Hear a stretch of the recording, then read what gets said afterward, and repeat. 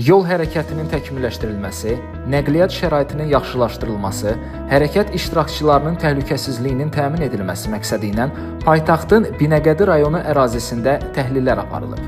Təhlillərə əsasən hazırda Yahya Hüseynov küçəsindən, eləcə də yaxınlıqda yerləşən yaşayış kompleksindən paytaxt istiqamətində getmək istəyən sürücülər Bakı-Sumqayıt şossesindən istifadə etməklə ekologiya postunun yaxınlığında yerləşən yol qovşağından geriyə dönərək hərəkət etmək məcburiyyətində qalırlar.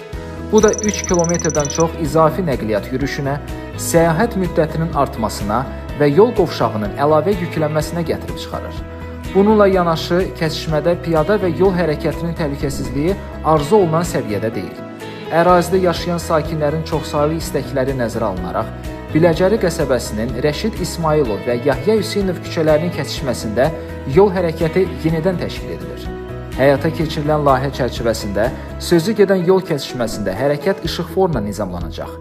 Yahya Hüseynov küçəsindən və yaxınlığındakı yaşayış kompleksi istiqamətindən hərəkət edən nəqliyyat vasitələri yol ötürücüsünün altında yerləşən geriyə dönmə yerindən istifadə edə biləcək.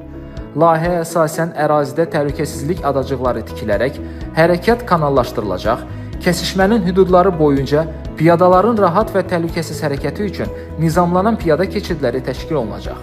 Eyni zamanda avtobus dayanacaq məntəqələrinin yeri optimallaşdırılacaq, yeni yol nişanları quraşdırılacaq, nişanlama xəttləri təşkil ediləcək.